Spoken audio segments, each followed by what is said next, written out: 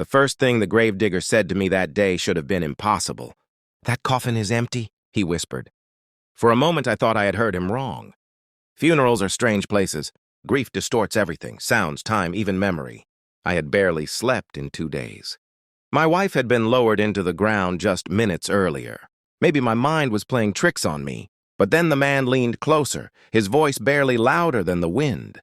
"Go to room 24 now." I still remember the smell of wet soil in the air as the last handfuls of dirt hit the coffin. The dull thud echoed in my chest like a slow heartbeat. Around me, people were quietly stepping away from the grave, murmuring condolences, placing gentle hands on my shoulder before drifting toward their cars. No one noticed the gravedigger. No one noticed what he said. Except me. "My name is Daniel, and 3 days ago my wife Emily died. Or at least, that's what everyone believes. Emily and I had been married for 11 years. We met when we were both working late shifts at a small hospital cafe. I was the exhausted intern who survived on coffee and stale sandwiches. She was the woman who remembered how everyone liked their drinks. Mine was black coffee, no sugar. "People who drink coffee like that," she once told me with a teasing smile, "are either very honest or very broken." I asked her which one she thought I was. She said, "I'm still deciding." That was Emily, gentle, curious, and quietly funny. She had this way of noticing the smallest things about people, the way someone tapped their fingers when nervous, or how their voice changed when they talked about someone they loved. And somehow, she noticed me. Over the years, we built a life that felt steady and real. Nothing dramatic, just quiet happiness, Sunday breakfasts, long evening walks, the kind of comfort where silence between two people doesn't feel empty, which is why losing her felt like someone had ripped the center out of my world. It happened suddenly.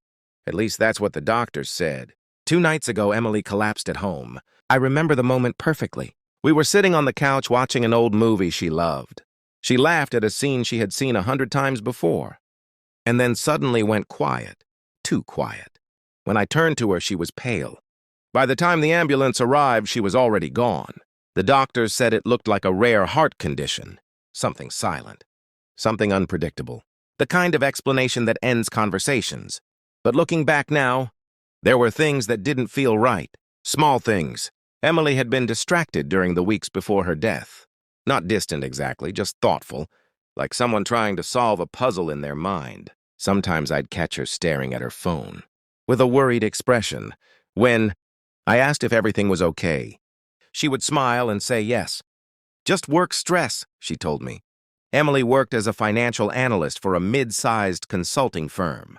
Nothing exciting, mostly spreadsheets and long meetings. At least that's what she always said. I believed her, because trusting Emily had never been difficult. The funeral was held this morning, under a gray sky that looked like it might rain but never did.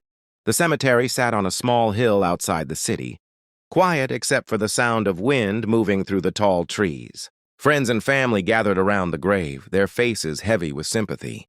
My younger sister held my hand the entire time. My best friend Marcus stood beside me, silent but steady. Marcus had been part of my life almost as long as Emily had. We met in college. He was loud where I was quiet, confident where I hesitated. Somehow we balanced each other out.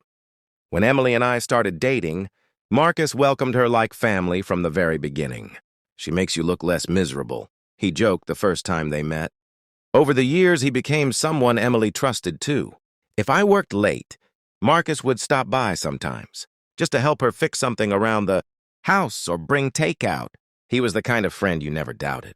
The ceremony itself was simple. Emily had always hated big, dramatic things. She once told me if she ever had a funeral, she wanted it to be quiet. "Just people who actually care," she said. So that's what we did. A small gathering, a few soft words from the pastor, stories from friends about her kindness, her patience, the way she somehow remembered everyone's birthdays.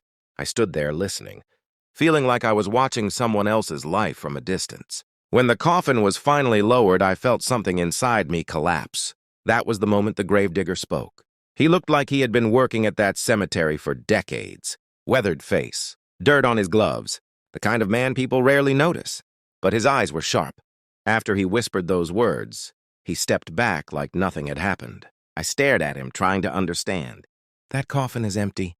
It made no sense. I had seen Emily at the hospital. I had signed the paperwork. I had watched them seal the coffin. Hadn't I? The gravedigger kept working, shoveling soil with slow, steady movements. If someone looked over, they would see nothing unusual. Just a man doing his job. I wanted to ask him what he meant. But people were still around us. Marcus was speaking with the pastor nearby. My sister was hugging Emily's parents, so I stayed silent. Then the gravedigger spoke again without looking at me. "Room 24, he murmured. "Before sunset." And just like that, he walked away. For the next 20 minutes, I tried to convince myself it was grief messing with my head. Maybe he was confused. Maybe he had mistaken me for someone else. But the words kept echoing in my mind. That coffin is empty. Eventually, the crowd began to leave. Cars pulled away one by one until only a few of us remained near the grave. Marcus approached and placed a hand on my shoulder. "You holding up?" he asked softly. I nodded, though the truth was I felt like I was standing in a dream. Emily's parents said goodbye. My sister promised to call later. Soon it was just Marcus and me standing near the fresh mound of soil. He looked at the grave, then at me. "You don't have to go home alone tonight," he said. "I can stay over." Marcus had always been like that. Loyal, reliable, a brother in everything but blood. I thanked him and said I just needed some time to think. He hesitated for a moment, studying my face like he could sense something was wrong. But eventually he nodded. "Call me if you need anything." After he left, I stood there alone for several minutes. The cemetery was almost silent now. And despite everything, I couldn't shake the gravedigger's words. Room 24. There was only one place nearby that had numbered rooms like that. A small roadside motel about 10 minutes from the cemetery. I told myself I was being ridiculous. But then another thought crept in, quiet and cold. What if the man wasn't lying? What if something about Emily's death wasn't what it seemed? The sun was beginning to dip toward the horizon when I finally made a decision. I got into my car, and I drove toward the motel. 10 minutes later, I was standing in a dim hallway, staring at a wooden door with faded brass numbers. My heart was beating so loudly I could hear it in my ears. For a long moment, I just stood there. Then I reached for the handle. And from inside the room, I heard a voice I recognized instantly. It was Marcus. The moment I heard Marcus's voice behind that door, my hand froze on the handle. For a second, I told myself I must be mistaken. Grief does strange things to the mind. It pulls memories into places they don't belong. Maybe it only sounded like him. But then he spoke again, low, urgent, and unmistakably Marcus. My chest tightened. The hallway of the motel suddenly felt too narrow, the air too still. Room 24 stood in front of me like a quiet secret waiting to be opened. I leaned closer to the door. There was another voice inside. A woman, soft, familiar. My heart stopped. It sounded like Emily. For a moment, I couldn't breathe. My mind rejected the possibility immediately. That couldn't be true. I had stood beside her coffin that morning. I had watched them lower it into the ground. But the voice continued. "I told you he might come," the woman said quietly.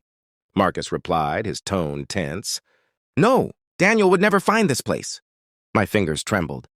I pushed the door open. It wasn't locked.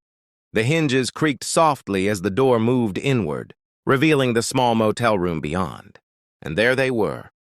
Marcus stood near the window, his back half turned toward me. The light from the setting sun spilled through the thin curtains, painting the room in gold and shadow. Across from him sat a woman on the edge of the bed, alive, breathing, Emily. For several seconds, no one spoke. Emily looked exactly the same as she had 2 nights ago on our couch, except now there was fear in her eyes. Marcus was the first to turn around fully. When he saw me, the color drained from his face. "Daniel." Emily slowly stood. Her hands trembled as she stepped forward. "I can explain," she whispered. But my mind had stopped working normally. The room felt unreal. My thoughts were scattered fragments that refused to form a clear picture. "You're dead," I said quietly. My voice sounded distant, like it belonged to someone else. Emily shook her head slowly. "No," she said. "I'm not." Marcus rubbed his forehead, pacing once across the small room like he was searching for words. "This wasn't supposed to happen like this," he muttered. I looked from him to Emily, 2 of the people I trusted most in the world, standing together in a motel room, while the world believed one of them had just been buried. Start talking, I said. Emily took a slow breath. 3 days ago, she had discovered something at work, something she wasn't supposed to see. She had been reviewing financial records when she noticed irregular transfers, small amounts moving, between accounts that didn't officially exist, within the company's system. At first, she thought it was a mistake. But the deeper she looked, the stranger the numbers became. Hidden transactions, private accounts, names connected to people far outside the company, people with influence, people who would never want those records exposed. I reported it internally, Emily said softly. But the next morning, my access was gone. My supervisor told me to drop it. Her voice trembled slightly. That's when I realized something was wrong. Someone had called her later that evening. A calm voice. A warning. Stop looking, or things will become very difficult for you. Emily told me she hadn't known what to do. She couldn't go to the police yet, not without proof. But she also felt like someone was watching her. 2 nights ago, she said quietly. I realized they already knew I had copies of the files. I remembered that night clearly now. The way she had seemed distracted. The way she kept checking her phone. Marcus stepped forward. That's when she called me, he said. I looked at him sharply. Emily nodded. I didn't want to involve you, she said to me. If something happened, they would come after you too. Marcus had contacts from an old job working in private security years ago. He understood how people disappeared when powerful. Organizations wanted problems to vanish. He told her there was only one safe option. Emily had to disappear first. Convince everyone she was gone, including me. The plan had come together quickly. Marcus helped arrange a temporary place for her to hide. And somehow, they managed to stage everything so that the hospital believed Emily had died. I felt the weight of their words pressing against my chest. So the funeral, I said slowly. The coffin was empty, Emily said. My eyes burned. You let me believe you were dead. Emily stepped closer, tears forming in her eyes now. If they thought I was alive, they would keep looking. They might hurt you to find me. Marcus nodded. We needed them to stop watching. Silence filled the room. I tried to process everything. The fear in Emily's voice. The exhaustion in Marcus's face. The impossible truth standing right in front of me. You should have told me, I said quietly. Emily's shoulders dropped. I know. She reached for my hand, hesitating before touching it. I hated lying to you. For a long moment, I didn't move. Then slowly, I pulled my hand away. Not out of anger, but because something else was forming in my mind. A small memory, something Marcus had said earlier at the cemetery. He had seemed certain I wouldn't come here, certain I would never find this place. And the Gravedigger. I looked at Marcus. How did he know? I asked. Marcus frowned slightly. Know what? The Gravedigger, I said. He told me the coffin was empty. Both Marcus and Emily went still. Marcus's expression changed instantly. What? He asked. He told me to come to room 24. Emily's eyes widened. Marcus stepped toward me, confusion spreading across his face. That's impossible, he said slowly. No one else knew about this place. The room suddenly felt colder. Because if Marcus was telling the truth, then the man at the cemetery had known a secret he should never have known. Emily looked between us nervously. Maybe someone overheard something, she suggested. Marcus shook his head. No. His voice had gone quiet now. Careful and uneasy. Daniel, he said slowly, what exactly did the Gravedigger look like? I started describing him. The dirt on his gloves, the weathered face, the sharp eyes. Marcus listened without interrupting. But as I spoke, something strange happened. The color slowly drained from his face again. When I finished, he whispered something under his breath. What? Emily asked. Marcus looked toward the door, then back at us. That man, he said quietly, wasn't supposed to be working today. A chill ran through me. Why not? I asked. Marcus swallowed. Because the real Gravedigger at that cemetery? He paused. Died last week.